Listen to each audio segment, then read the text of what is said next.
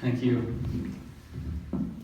I just want to take a few minutes to talk about my mom, and I want to do that just by describing her using three words. These three words are faith, hope, and love. Faith, when I think about that word, I just think you can't honestly or accurately talk about Marti's life without talking about her faith. Her trust in God and His faithfulness in her life has been a foundation for her through devastating losses and profound joys. I know as her son, when my dad passed away when I was in middle school and she was left to raise 6 teenagers on her own, she showed and modeled what it looked like to trust in God to provide for what we needed. And she worked hard to make it work, but God provided in profound and awesome ways. And it was just cool for us as kids to get to see that and to have her model that for us. And not only does she have this awesome faith in God, she has this incredible faith in people who don't believe in themselves. And as a teacher and as an educator, for me to get to hear stories of her talking about kids that she gets, the kids that are having trouble in school, and she gets one-on-one time with them, and they don't believe in themselves, and they don't have any friends, and they're struggling to figure out why they're even on this earth, and to hear her talk about just her heart to believe in them, and to tell them that they've got value, and they've got purpose in this world, and they can do it when they believe they can't, has been really awesome. So that's faith. Hope. Marti knows that no one is ever too far gone, and no situation is so bad that life change and redemption is no longer possible. Her lifelong desire to be used by God here and around the world led her to adopt 4 children from India and Korea, and to move into work as a teacher here in the States and as a principal at a mission school to the Navajo people after she went there as a teacher, and then they asked her to become the principal, and that was not an easy mission, but she loved people there so well. And when she retired from that, she got to step into what was really a lifelong dream for her and a call that God had on her life, and that's to start doing short-term missions around the world. And so since that time, she's gone to places to share hope like Russia, Mexico, Thailand, Dominican Republic, Haiti, Africa, India, and this next month she'll be heading to El Salvador. She goes on each trip longing to learn and eager to help where needed, and with plenty of hope to share. And then love. Faith and hope are awesome, but the greatest of these is love. Marti's greatest gift to this world is her ability to love anyone. Time with her means you have been asked meaningful questions. You've been truly seen and heard, encouraged, and equipped for the road ahead. To this day, I work in ministry at a church, and she helps me out still with middle school ministry. But we have a lot of college leaders that help, and to this day, our college kids seek her out and ask her to go to lunch with them or to spend time with them because they know the time with her is so life-giving, and they love it. Her eyes are always scanning the room for the one student no one sees or pays attention to. And when she talks to them, she speaks to them about the truth of their value and their purpose.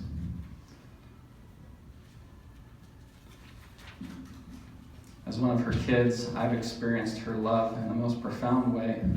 The Bible says, "Greater love has no one than this, that someone would lay down their life for their friends." And my mom has sacrificed seeking her own good to provide a better life for those she loves, for those she barely knows, and oftentimes for those she's never even met.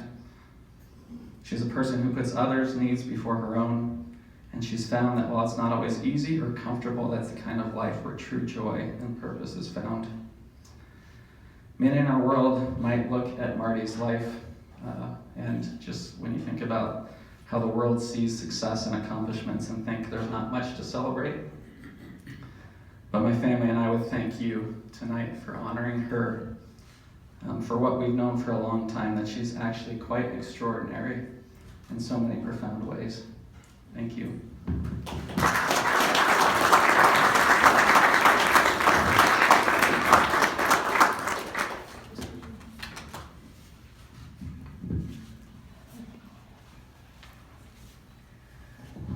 Well, honestly, I didn't even know I had to say anything tonight till right before this started. And being a minimalist kind of. I won't have much to say. So I wrote a few things down. Thinking back about, well, first of all, let me just stop. I have Colin, my son, and two of my other sons are here tonight, so I want to introduce them. This is my first son, adopted from Korea, Blair. Would you stand, Blair, just so they can see you? I just have to tell you a little special thing about Blair. Blair was a foundling on the street, and today he has his doctorate in nursing. He's a nurse practitioner, and he has 9 children.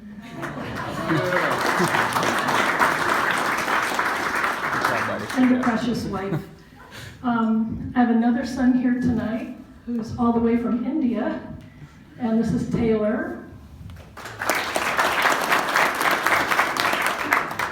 And Taylor has a wonderful wife, and he has 2 darling little children, Peyton and Carola. And Carola is named after the state of India where Taylor was adopted from. And Taylor's an entrepreneur and owns businesses, and I don't even really know what he does. And if he told me, I'm sure I wouldn't understand. And then my other 3 children are out of state. Taylor has a biological brother named Todd, and he's he works for Boeing International, and he sells weapons systems to foreign countries. So I don't know what that means either. And then I have 2 daughters, Julie, who's married and has 2 children. She lives in Tulsa. And Dolly is married, and as of last week has 3 children. And so that rounds it out. I now have 21 grandchildren. The oldest is 23, and the youngest is 10 days. So really, that's my claim to fame. And then I'd like to introduce my mother, Cheryl Wright, and I live with her and oversee her care, and I'm just glad she could be here tonight, and she's on her way to 92.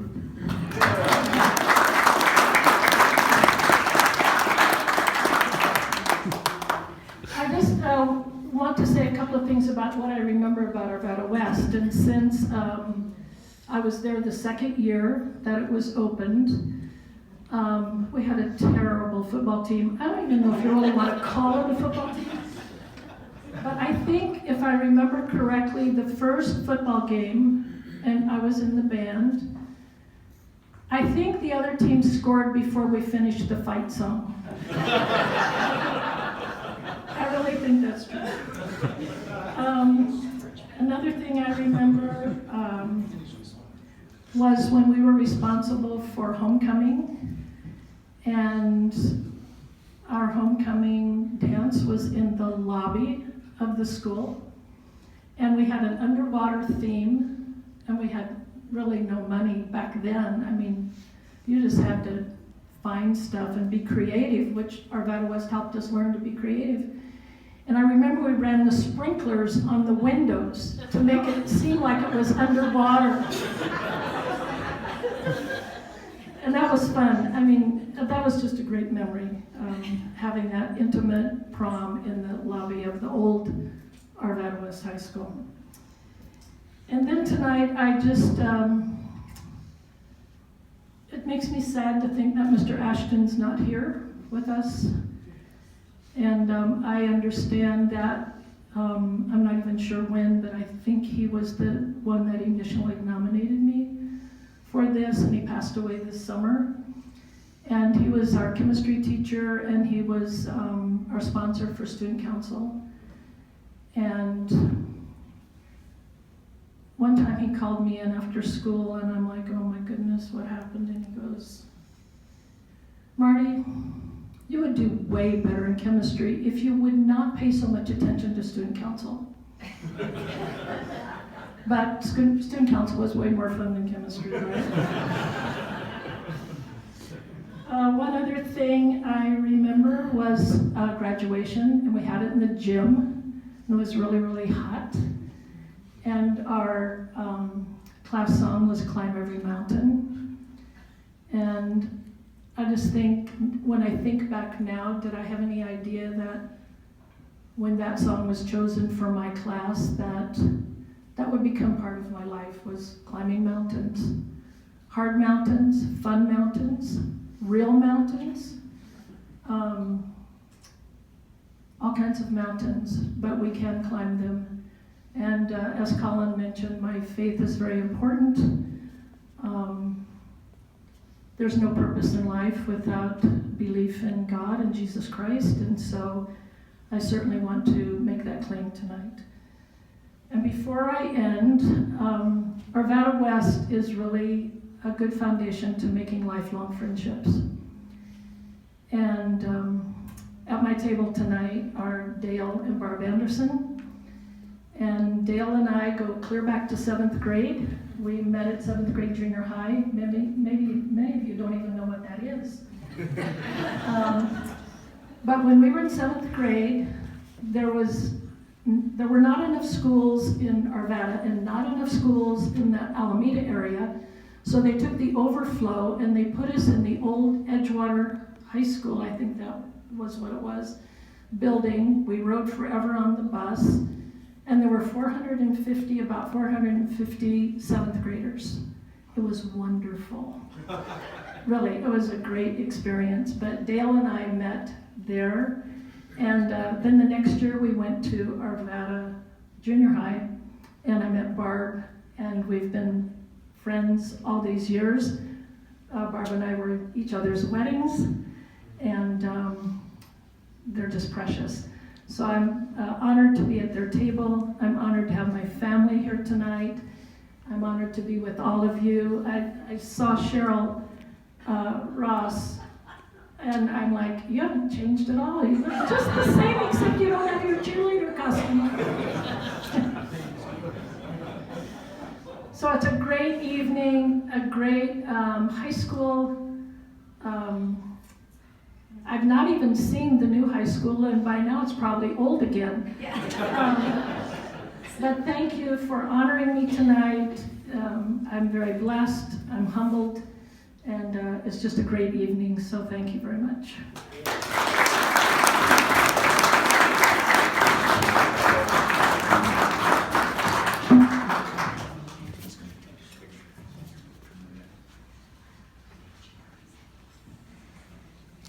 Thank you. Thank you very much.